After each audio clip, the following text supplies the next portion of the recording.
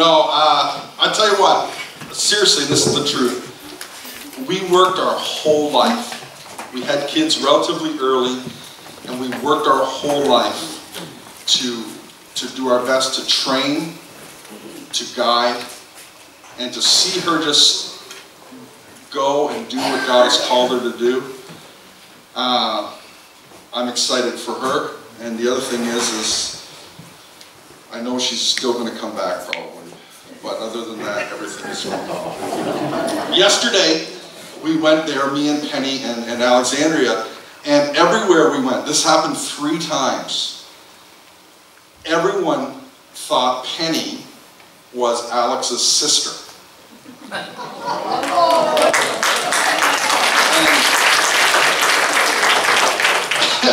You're gonna have a hard time to believe this.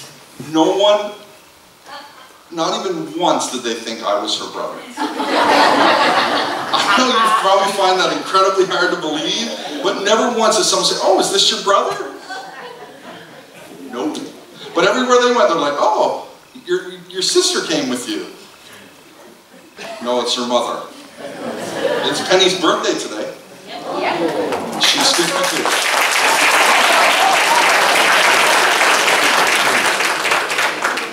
No, it's good to be here this morning. Yet not one person said, "Wow, that looks like your brother." Well, we've been working our way through a series called Strongholds. And we've been talking about things that can hold us back.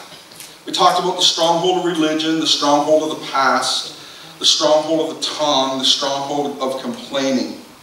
And then mixed in there, we talked about some ways that we could help break some strongholds in our life. And we talked about how worship breaks strongholds, guarding our heart breaks strongholds, and last week we talked about living in holiness. And today we're going to talk about something that I think is probably going to be hard for a lot of us to admit. But I think if we were really honest, we would admit that we have done this. And maybe you're even here today. I know that I found myself in this place many times in my life. But how many have ever found yourself confused by God? And you don't have to raise your hand and admit it if you think that you won't look spiritual. But I have found myself different times in my life feeling confused. And those of you who know me well thinking, that does not surprise me. But maybe there's something that you thought should happen that didn't happen, and that confused you. Or you thought something shouldn't happen, and it did happen.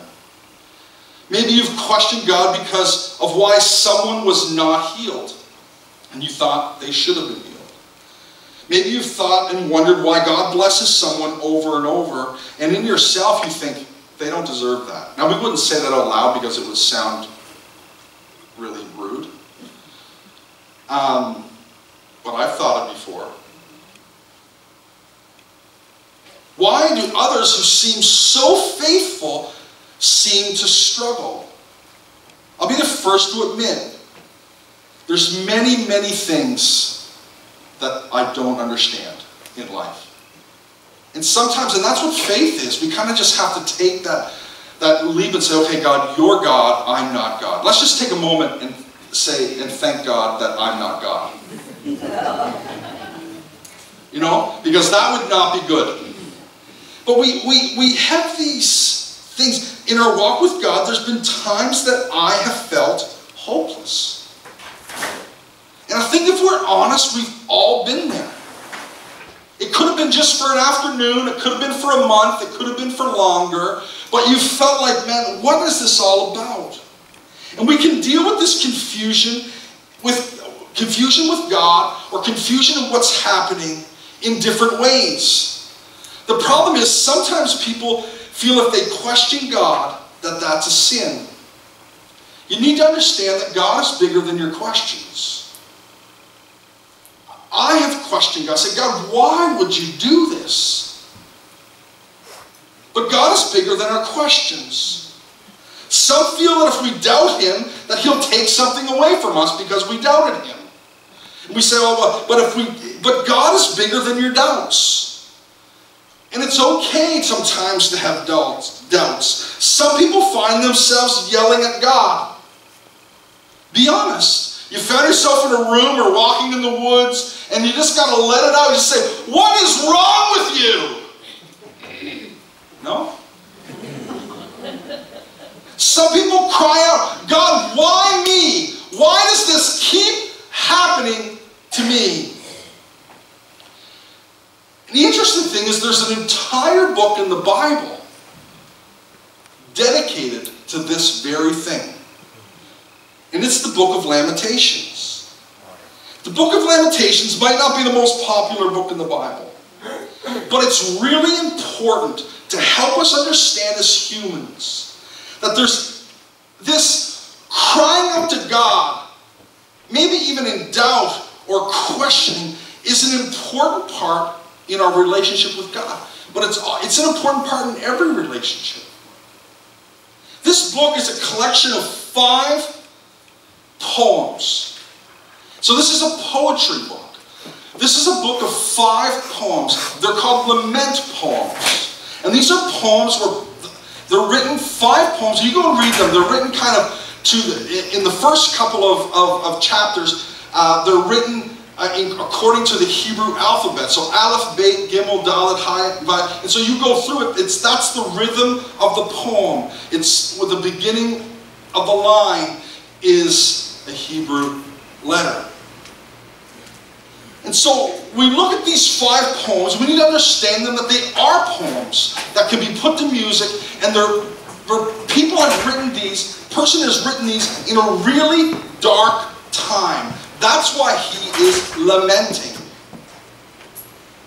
And they have just been, the fall of Jerusalem has happened to the Babylonians. So they are no longer in control. The Babylonians are.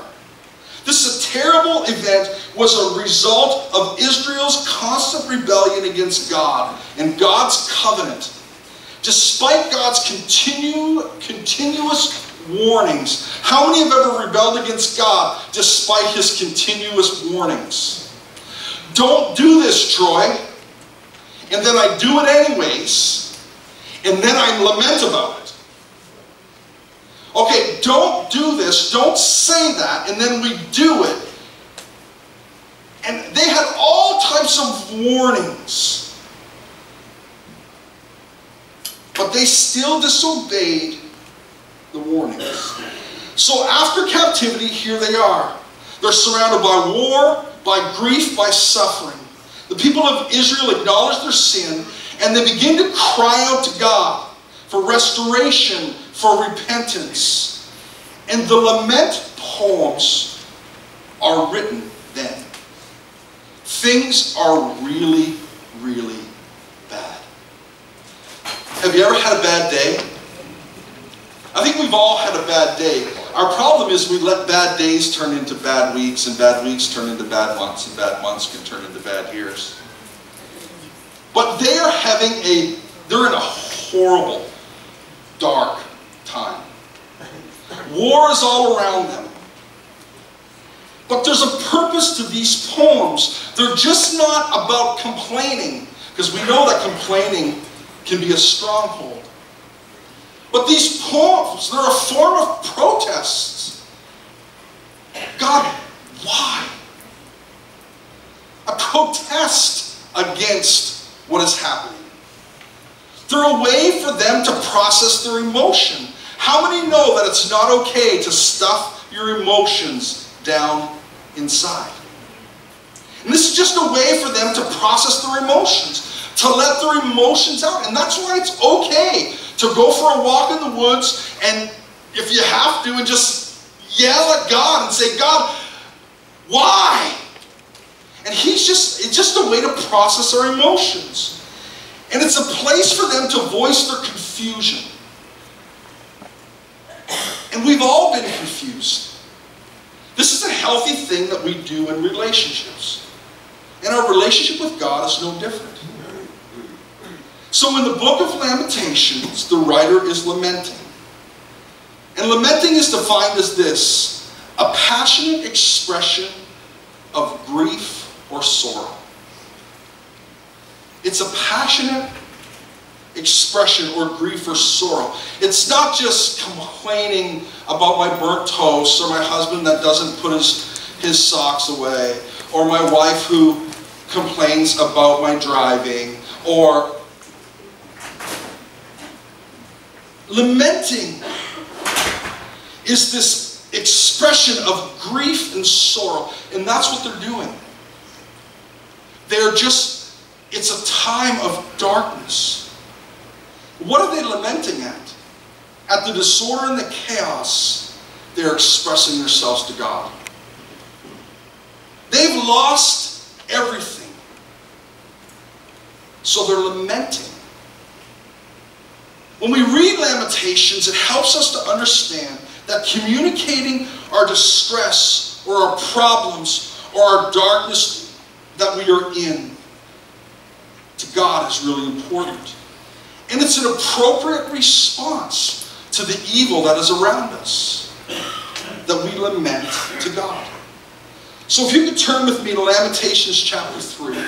So the first couple of chapters of Lamentations, it's written in a different type of poetry with the Hebrew letters, and it kind of moves away from that here. And I won't read all of chapter 3, but this author of this book, it doesn't take you very long to read chapter 3 to realize this guy is not in a good place. Okay? He is not in a good place. It says this, I am the man, in verse 1, I am the man who's seen affliction under the rod of his wrath. He was given and brought me into darkness without any light. Surely against me he turns his hand again and again the whole day long. He has made my flesh and my skin waste away. He has broken my bones. He has besieged and enveloped me with bitterness and tribulation. He has made me dwell in darkness like the dead of long ago. This guy's not having a good day. He has walled me about so that I cannot escape.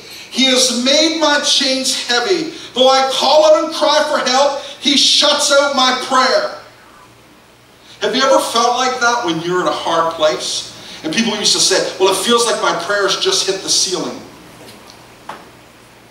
He is very lying in wait for me, a lion in hiding. He turned aside my steps and tore me to pieces. He has made me desolate. So remember, this is a poem, and he's expressing his feelings.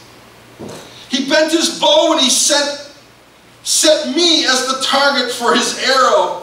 He drove it into my kidneys, the arrows of his quiver. I have become the laughingstock of all peoples, the object of their taunts all day long. He has filled me with bitterness. He has salted me with wormwood. He has made my teeth grind on gravel. Wow. He has sated me with wormwood. He has made my teeth grind with gravel and made me cower in ashes. My soul bare felt of grief, peace. I have forgotten what happiness is. Remember my affliction, my wanderings, the wormwood and the gall. My soul continually remembers it, and I bow down with me. He is in a dark place, and he's writing these poems to express his feelings towards God. He feels like God has abandoned him, that God shot his arrows into his liver. He is not having a good day.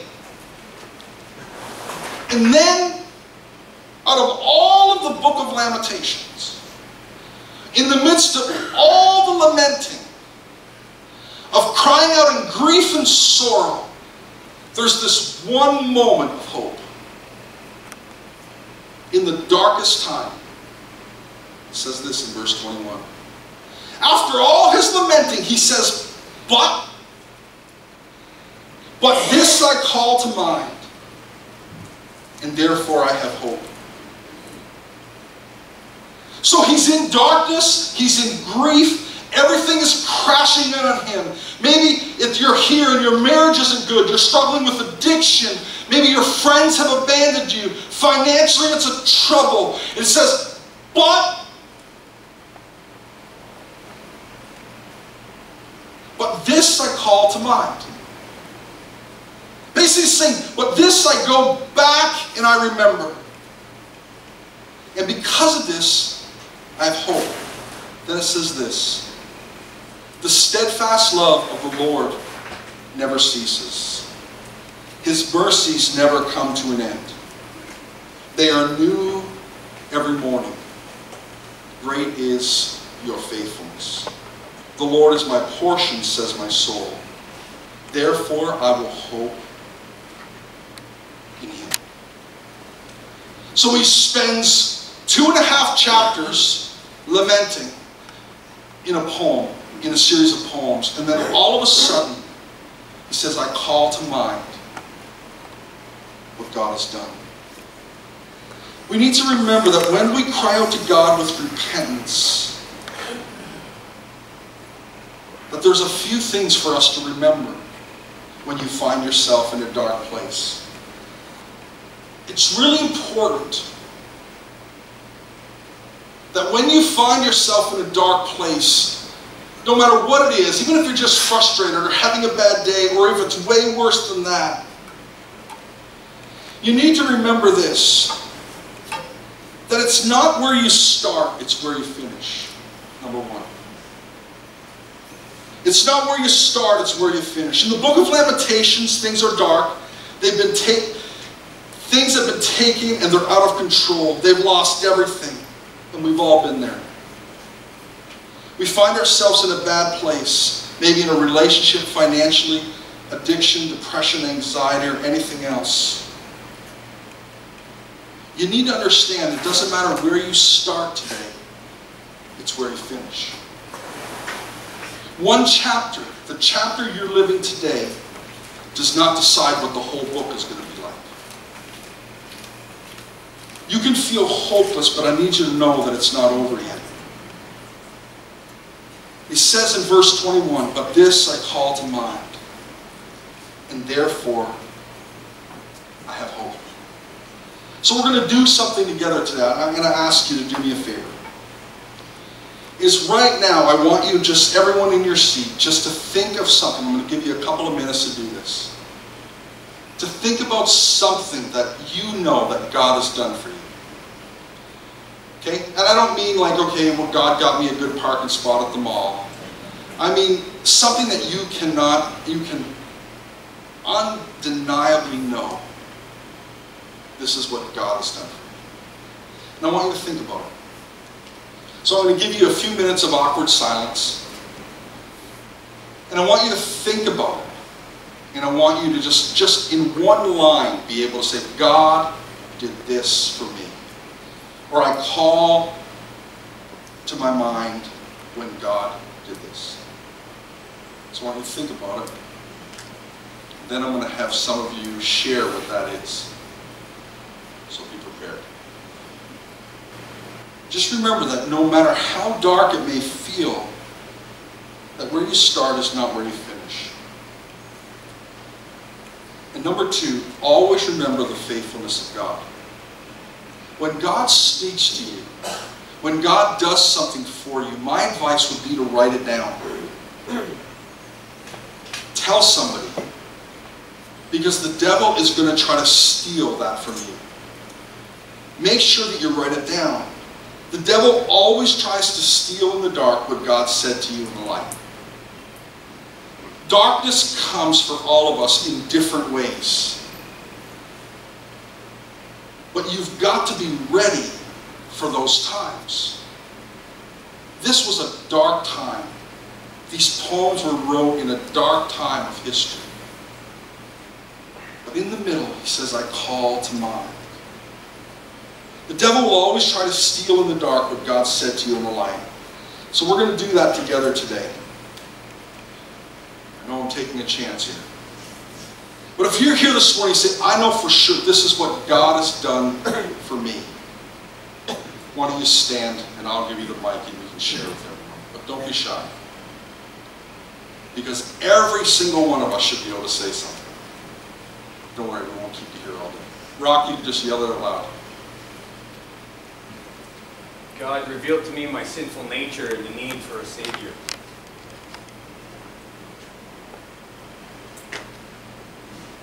God showed me purpose in my life by highlighting those that I could help instead of trying to help myself all the time.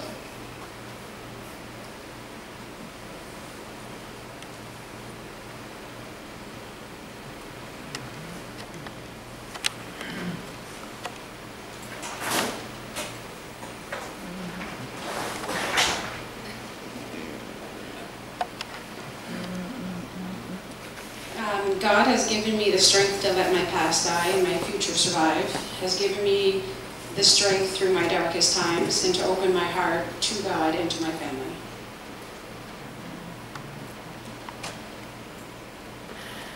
Anybody else? Don't be shy.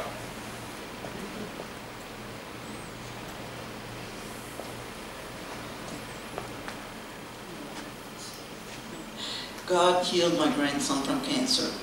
That was a big prayer for all of us.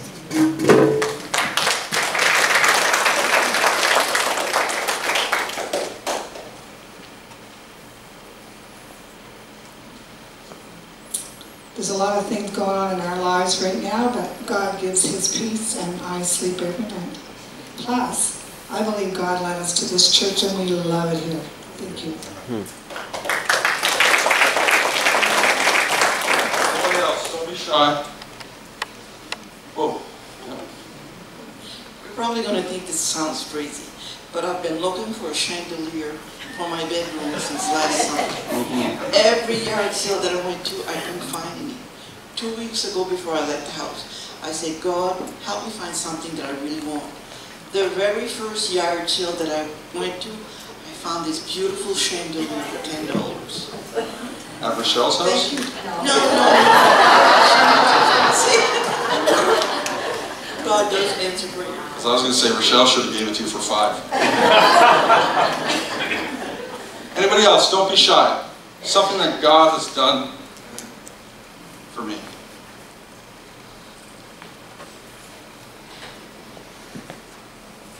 I can sure relate to yelling at God, because I remember the night that my son was tasered.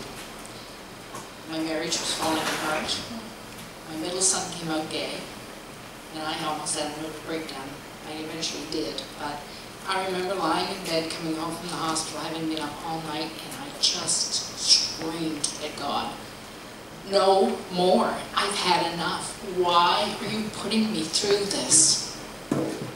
And in the quiet of that room, as I was falling to sleep, He said, "My peace is with you, and I'll live with you." And I went to bed, went to sleep, got up the next morning and started all over again, knowing that God was with me.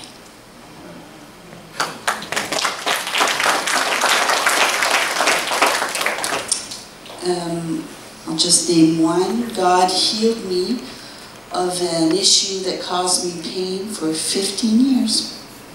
No medication, no nothing. It was a straight out healing from God. And I have to remember that these days.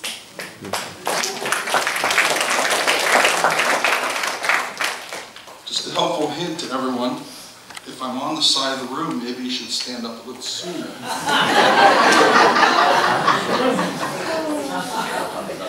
I'm getting to be an old man. I am old. I'm going to be 73 in November. But I thank God the job that I was able to do. I retired, when I was 60 years old. And today I thank God for meeting my needs, giving me the strength to do the work I did all these years that we take for granted sometimes.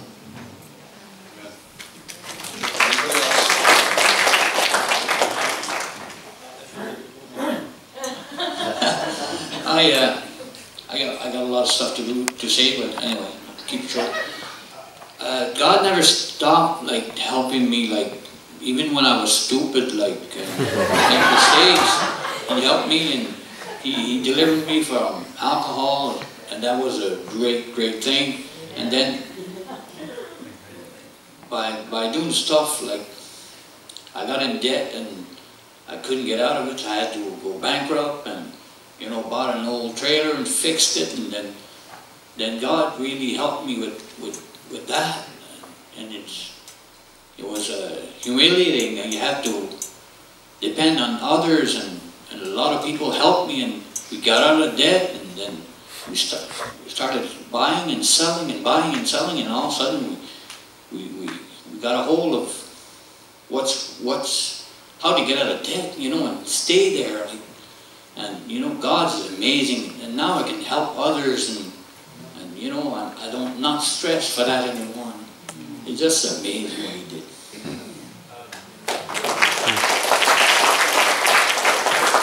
Anybody else? Don't be shy.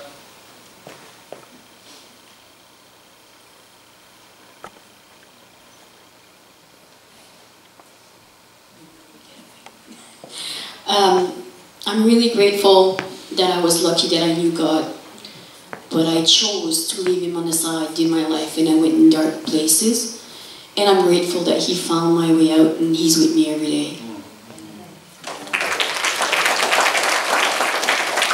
Anybody else? Don't be shy. Seriously, Tanya?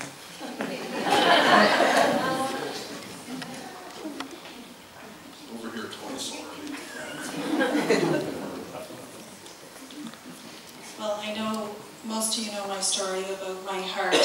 I have heart failure, and my heart was only working at 15%, and they were preparing me to go for a heart transplant. But Lord healed me. I'm now at 42%. I'm working full-time again, and I can travel.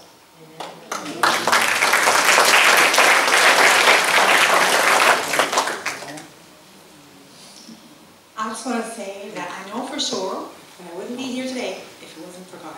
Amen.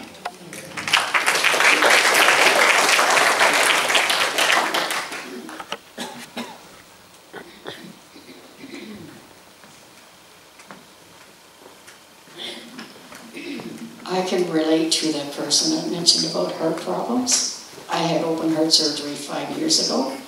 I had a double bypass, and I thank God every day that He's given me a second chance of life. And I am now working on road construction. The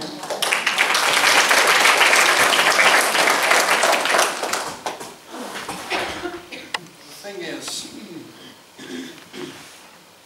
it's important to always call to mind. No matter how dark it gets, if you've taken time to write things down, if you've taken time just to think, in the middle of the lamenting, something changes and he just begins to call to mind. It's important for us to remember that the beginning, where you start, is not where you finish. And to always remember the faithfulness of God. Alfred said, you know, even when I was stupid, even when you're stupid, God is faithful. I mean, it blows my mind, but take some time to write it down. It says this in verse 22, the steadfast love of the Lord never ceases. His mercies never come to an end. Number 3, we need to realize that we serve a God that never runs out. Steadfast can be defined as unwavering. The unwavering love of God.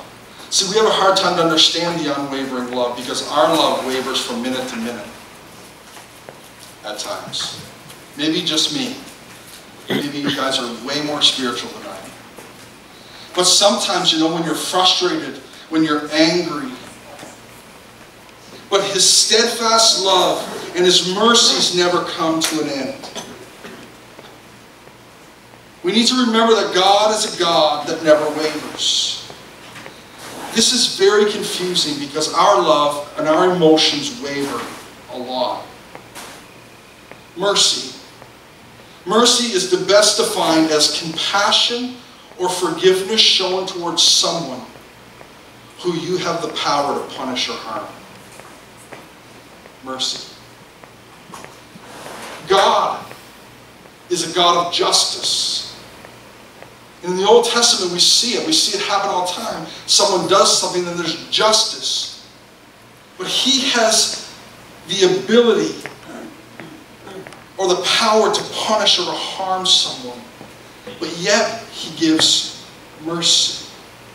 His love and his mercy never run out. They are new every morning. It says this in verse 23. They are new every morning. Great is your faithfulness. Number 4 today. You need to understand that he has something for you new today. Every morning, the unwavering love and the forgiveness is new for you and I today. No matter where we were yesterday, no matter what I did or what I didn't do, his love and mercy are new today. That the unwavering love of God is pursuing you today. We don't like to think about it, but even though we deserve punishment, he chooses to show us mercy. It says this in verse 24. The Lord is my portion, says my soul. Therefore I will hope in him. Number 5 today. God is enough. He is my portion. The Lord is all I need. And because he is, it says, I have hope. Rick Warren says this, you will never know God is all you need until God is all you have. And in the moment of the darkness, and in the moment of lamenting, he remembered, he remembered that God was all he had. Although he spent the first 21 verses complaining and lamenting about him, you will never know God is all you need until you realize God is all you have. But the thing is we spend so much time chasing other things for happiness, but those things will never bring us joy. We need to realize that the Lord is my portion. He's the right amount. In Lamentations, they're in the midst of the most terrible time. I don't know what you are going through today. You don't know what I'm going through today. But there's people in this room that you find yourself in a moment of lamenting. And you want to just cry out to God. I want you to know that hope springs for you today. After almost 3 chapters of lamenting, hope is there. You need to understand, I need to understand that same hope is available for us today. No matter what you're walking through. You may feel like you're walking in something, and the devil likes to make you believe that you're the only one going through what you're going through today. In closing, just for this part of the service. If you're here struggling with addiction, the devil wants you to believe that you are the only one struggling with addiction. And if he can keep you in the secret, he can keep you in the dark. He wants you to believe that you're the only one who fought with your wife or your husband all day yesterday. That's what he wants you to believe. He wants you to believe that you're the only one having financial trouble. That's what he wants you to believe. Because if he can keep it in the secret, he can keep you in the dark.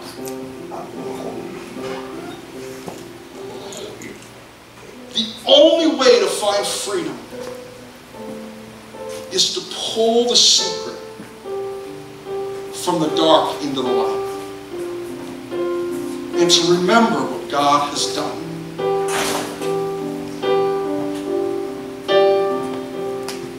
To know that it's not where you start, it's where you finish. Remember the faithfulness of God. Write it down.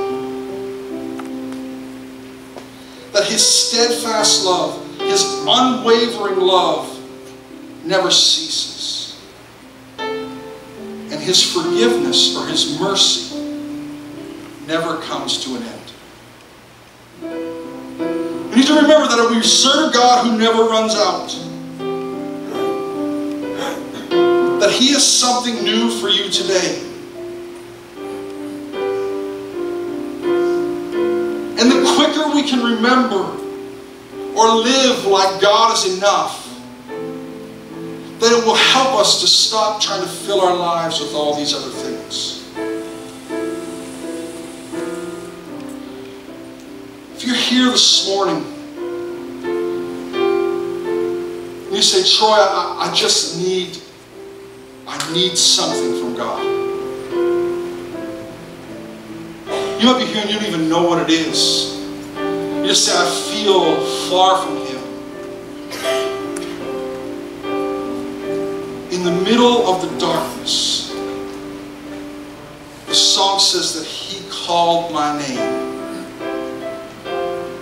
and I ran out of that grave. So why don't we stand this morning?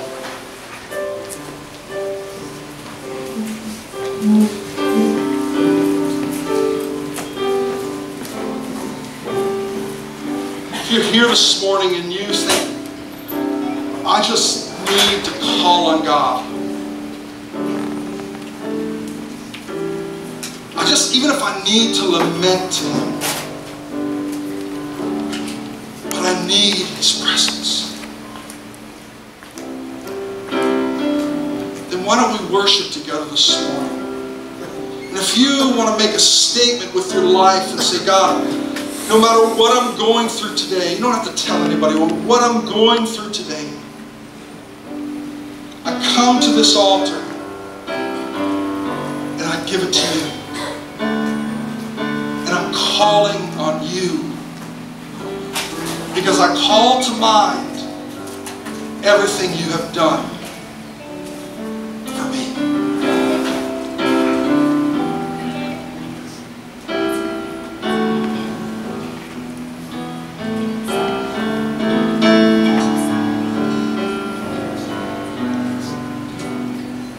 The sun comes up, there's a